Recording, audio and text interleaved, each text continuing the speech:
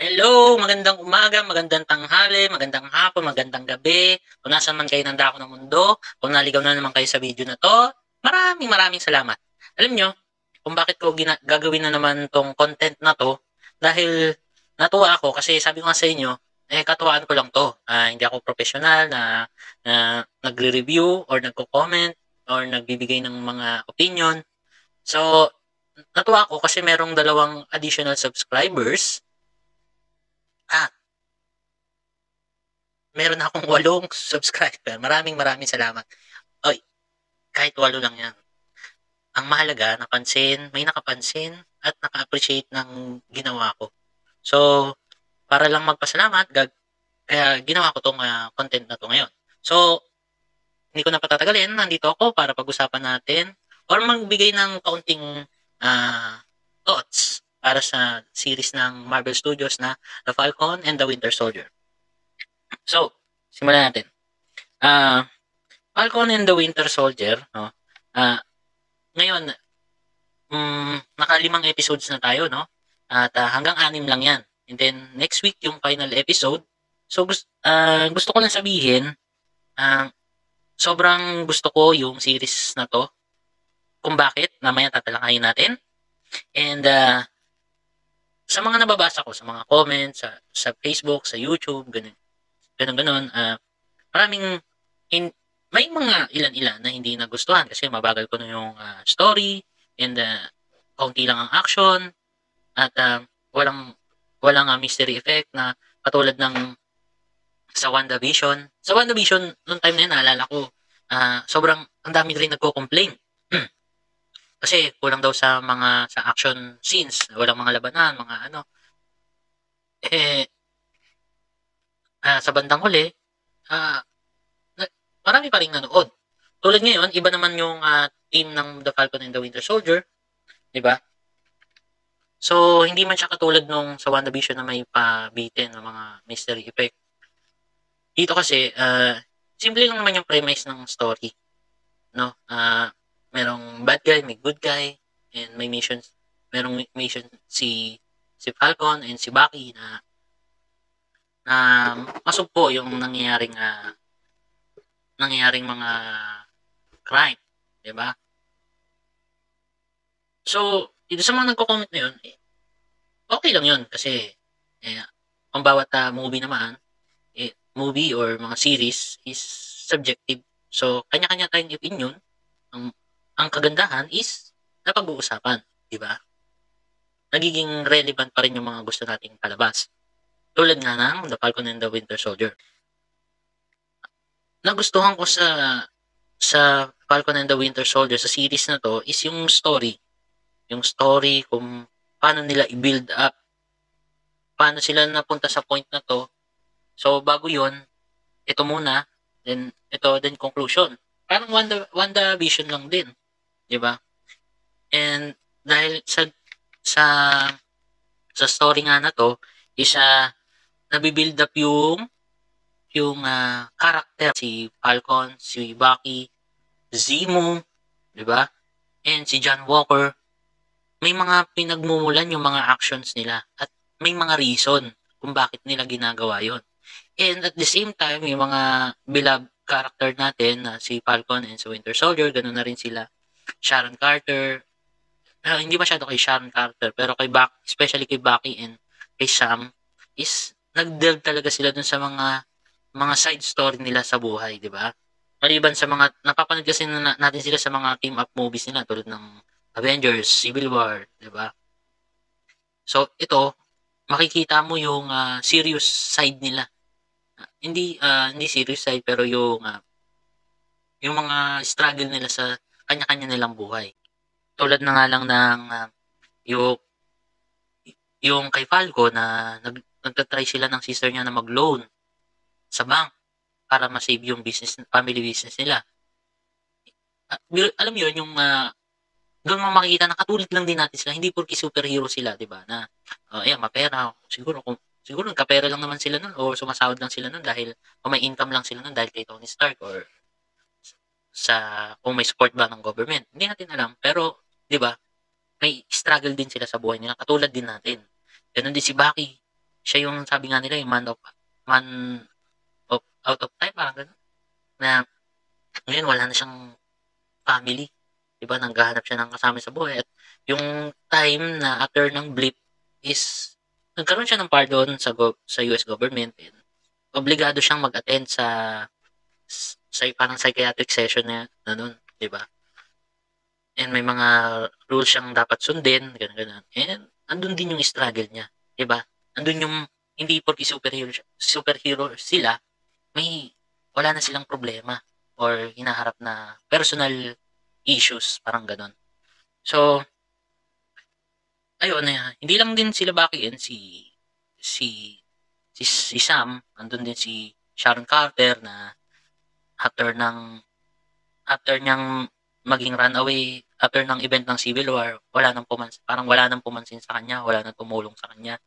Kaya nagtatago siya ngayon hindi naman nagtatago, namumuhay siya ngayon sa Madripoor, 'di ba? And si Zemo, makikita mo yung mga motivations nila kung bakit nila ginagawa yung mga actions nila. Speaking of action scenes. So, episode 1 pa lang, may mga big big fight scenes sila doon. Tulad ng kay Falcon, yung sa second season, second episode is yung sa taas ng trailer. At marami pang iba. Sa akin, nakakapanghinayang. Hindi naman nakakapanghinayang, pero yung quality ng palabas na to, yung quality ng production is hindi lang basta pang series. Kumbaga pwede siyang pang full length movie na pwedeng ipalabas sa big screen sa sine. Pero okay na din kasi, 'di ba? At least hindi na tayo mag-aantay ng ilang buwan, ng years. Halos linggo-linggo meron tayong inaabangan. Lalo na ngayon yung Falcon and the Winter Soldier is always 50 40 to 50 minutes ang haba. So, sulit, 'di ba? Hindi lang sa story, sa fight scene, balance lahat. Hindi siya hindi siya katulad nung WandaVision na meron pang nag-create siya ng mga speculations weekly, ng mga theories, ganito ganon. Hindi siya katulad nun. Pero, dahil nga sa story, nagkakaroon tayo ng interest kung ano bang susunod na mangyayari, kung ano susunod na mangyayari sa susunod na episode. Yun yung kagandahan din ng The Falcon and the Winter Soldier. So, ngayon nga, abang-abang na yung last and final episode next week, di ba? Nung first episode, syempre, introduction ni Bucky and ni Sam, di ba? Na nabanggit ko na yun, na yung mga struggles nila sa kanya-kanya nilang buhay. Yung doon pa lang sa second episode, makikita mo na yung chemistry ng dalawang lead characters natin, no? Na ayos, sobrang cool, di ba? And then, next episode, yung third episode is introduction naman kay Zemo. Not really introduction kasi in-introduce na sila sa Civil War. Pero sa series na to, ito talagang pinaka-introduction ni Zemo and ni Sharon Carter, di ba? And meron naman good side si Zemo. Pero, dahil dala nga ng action niya, kaya siya nagiging masama. Yung dito pinakita yung team up nila Zemo at nila Bucky ni Sam. So, kung pwede nga lang siyang laging good guy, di ba? Para sa akin, is ang cool nilang tatlo, di ba?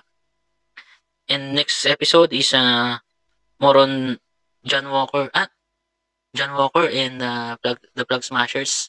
Si Kari, parang nakalimutan ko yung pangalan niya. Yung leader ng the Plug Smashers. So, ayun. So, sa story, hindi naman talagang mukhang masama si John Walker. So, pinakita dito na maganda naman yung intention niya bilang bagong Captain America. Diba? Kaso nga lang, hindi pumayag si Bucky at si Sam na maging team sila, isang team lang sila.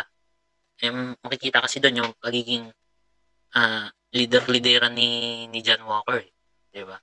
Although marami naman nag-a-adore sa kanya tulad ng mga simpleng mga civilian, Pero the rest, hindi siya talaga kinikilala na, kahit yung mga criminals, is hindi siya kinikilalang bilang bagong Captain America. And enter the Dora Milaje, mga Wakandans na bigla nag-appear sa 4th episode. Mhm. And 4th or 3rd episode, parang ganun, nakalimutan ko na. And sobrang tuwan-tuwa ako nung kasi ito yung kagandahan ng MCU, di ba? Hin- Hindi lang basta-basta isinalpak ko, sige, para may connectivity, isalpak natin mga Wakandans dyan. Hindi. May purpose kung bakit sila nandun. 'Di ba? Yung kung mapapansin mo yung history nila sa MCU, si Zemo yung una muna, nandun yung si Ayo, nag-appear si Ayo, hinahanap niya si Zemo. So, bakit niya hinahanap si Zemo? Si Zemo nga naman kasi yung dahilan kung bakit namatay yung king nila, 'di ba? And si Bucky, pinakawalan niya si Zemo, and then ayun. So, may reason, 'di ba? Hindi lang basta-basta sinalpak yung mga side characters na to. Episode din dito, 4th or 5th episode, nag-delve talaga sila dun sa story, yung sa motivation ni ng The Flag Smasher. Simple lang kasi mas na gusto nila yung naging buhay nila. Mas okay yung naging buhay nila during the snap or ng blip, parang ganun. During 5 years na kalahati ng population is wala na. Yun yung motivation nila. Si John Walker naman, yun na yung turning point niya, yung 4th episode yata yun na galing sa mabuti, sa confused, at ngayon talagang dahil nga dun sa nag-trigger sa kanya yung dahil namatay yung best friend niya or yung sidekick niya. Siyempre, alam naman natin before mangyari yon is nakapagturok na siya ng Super Soldier Series. Ito na yung turning point ng pagiging bad guy niya. Lalo naging viral pa yon sa buong mundo dahil sa mga videos na. Pero kung mapapansin niyo yung conversation before mangyari yun, yung conversation between Lemar and John Walker, hinahanap niya yung sarili niya kung saan nga na naman siya lulugar. Kung may yung mga katulad nila Bucky at nila Captain America, Steve Rogers, and Red Skull, between mabuti at masama, nasan siya? Yun yung tanong niya kay kay Lemar. Ang last episode, medyo nag-low down sila dito. More on montage siyang nangyari kasi yung training ni Falcon. The best din dito yung conversation ni Falcon and ni Isaiah Bradley. So, 'di ba? Hindi ganito exactly sinabi niya kay Falcon. Sobrang sad. Alam naman natin, hindi ko na uungkatin pa. Alam naman natin, kung napanood nyo na yung The Falcon and the Winter Soldier, alam naman natin na masama hindi maganda yung naging karanasan or history ni Isaiah Bradley sa government at bilang superhero during World War, 'di ba? Sabi niya noon,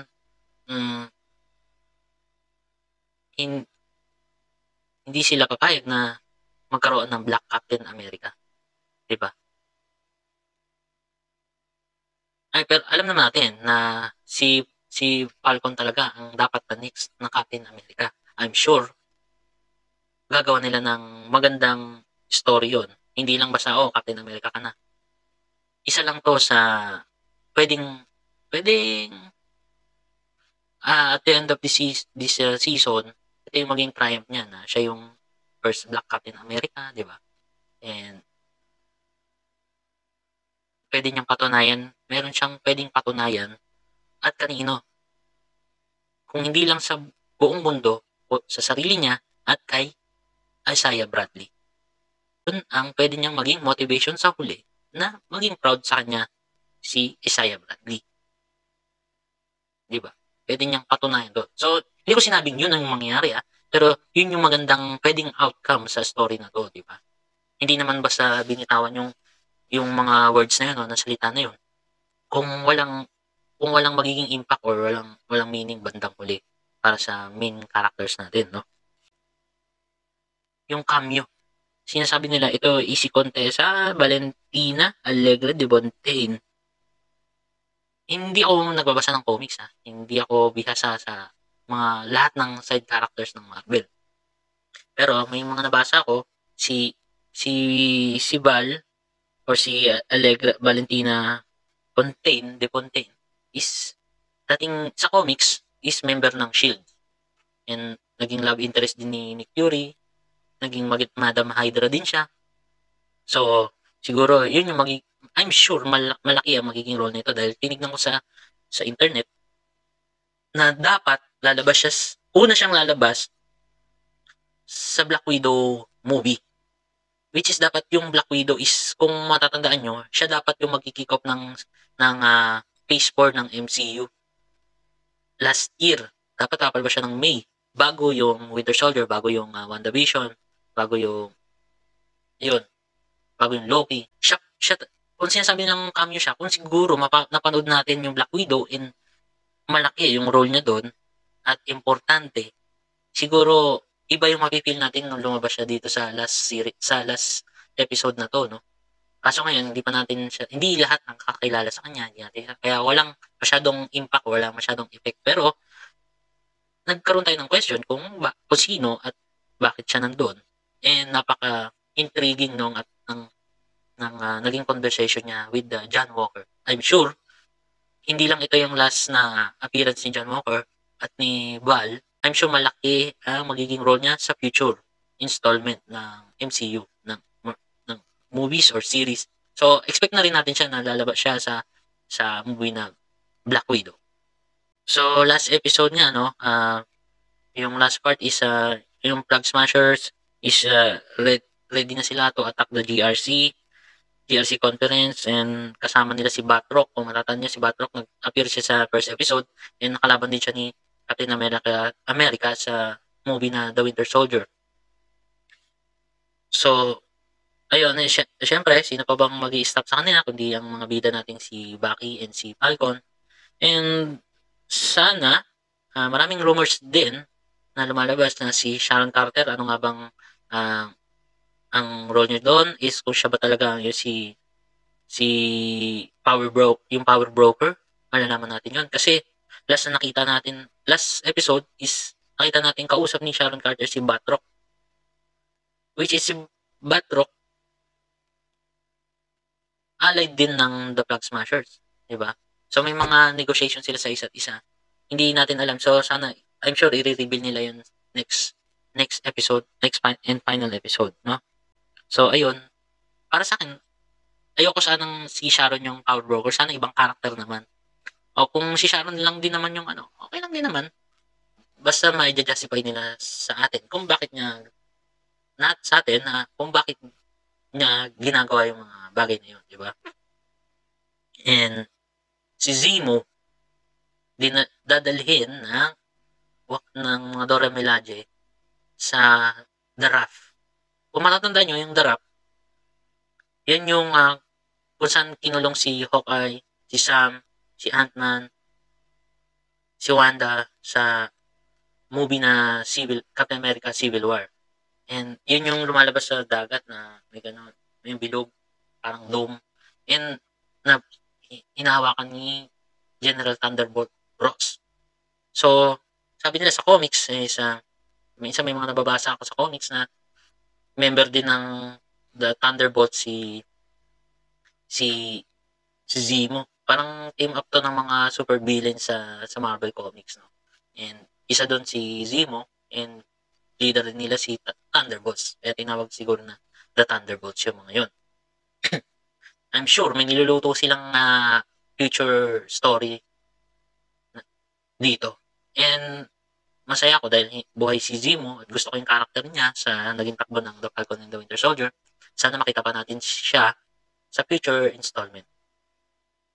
And yung damage wing suit ni Sam Wilson. So, iniwan niya kay Joaquin Torres. May nabasa rin ako. Hindi ako expert talaga sa comics eh. So, si si Joaquin Torres yung nag-take up ng mantle bilang Falcon sa comics after ni Sam Wilson. So, obviously, niluluto din nila yung future para kay Joaquin Torres bilang maging susunod na Falcon. Si John Walker, kung mapapansin nyo, meron post-credit scene. First time na may post-credit scene sa episodes ng The Falcon and Winter Soldier, makikita natin doon na gumagawa siya ng sarili niyang Captain America shield. Nangyayari lang siguro sa simpleng bakal. Hindi ko alam kung gaano katiba yun, no? So, I'm sure may mix up siya sa labanan na mangyayari next episode. So, excited na ako doon. Sam Wilson, finally. Nakuha niya na yung shield. Yun yung sinasabi kong montage, yung training niya, exercise siya, dahil hindi naman na siya super soldier. Hindi siya nag-take talaga ng serum. And hindi ko alam kung ano yung magiging laban niya between John Walker sa mga Plug Smashers, and syempre si Bucky is a super soldier din. Siya lang yung wala. So, intriguing kung paano niya haharapin yung the Plug Smashers si John Walker. And excited na rin ako siya nakuha niyang, I'm sure, bagong suit yun. Hindi ko alam. Pero excited ako. Sobrang nabitin tayo doon. Yung binuksan niya yung suitcase na dala ni Bucky galing Wakanda. I'm sure vibranium, may yaring vibranium yun. At malalaman natin kung makakatulong ba yun sa pagharap niya kina na Plug Smashers at kay John Walker. And syempre yung appearance ni Sam Wilson. Sobrang excited na ako kung ano yung kalalabasan. And finally, si Bucky, yung last time na nag-usap sila ni Sam Wilson, sinabihan siya ni Sam, hindi ito exact yung sinabi niya, pero sabi niya is puntahan mo yung mga nasa list na gusto mong maghingi ng sorry o gumawa ng kabutihan sa mga nagawa mo ng kasalanan. I'm sure, siguro kung buhay pa si Tony Stark, isa rin siya sa mga hihingan niya ng sorry, pero sayang, yun yung hinahanap ko nun sa Endgame, yung pag-uusap nila or magsasorry ba sila sa isa't isa. And sayang, pero wala na nga si Tony Stark. So, nung sa first episode, meron siyang kaibigan ng Japanese yata yun, yung matanda, na siya pala yung, na-discover niya na siya yung pumatay doon sa anak ng kaibigan niyang matanda na yun, na Japanese, Chinese, o Korean, basta ganun. So, yun yung excited ako. I'm sure sobrang emotional nung pagkikita nila na yun. Kung gawin man niya yung pagsusorry na yun. And yun, so overall, sobrang maganda. Siguro kung ang sarap nito kung panoorin kung isang tuloy-tuloy, I'm sure gagawin ko yun pag natapos na yung episode 5. Isang nood tuloy-tuloy. I'm sure marami sa inyo na nagustuhan din yung series na katulad ko, and excited na ako sa Loki. And yun lang. Next week, kung magkakaroon ulit ako ng oras, magbibigay rin ako ng opinion ko or ng thoughts sa final episode. And sayang lang kasi hindi ko talaga magawa yung mag-content palagi dahil dala ng busy talaga ako sa trabaho, walang oras. Pagdating ko dito is pahinga na lang. And then, ako lang mag-isa at wala akong katulong mag-edit. Ang hirap din hindi kaya biro din mag-edit kahit wala naman akong masyadong maraming effects. So, hindi biro, kailangan talagang tutukan. So, yun ang hindi ko magawa. And sobrang thankful ako kasi kahit hindi ako ganun kagaling at may nakakapansin at nakaka-appreciate ng ginagawa ko. Sisipagan ko pa sa susunod. Maraming salamat po sa inyo lahat. Thank you for watching.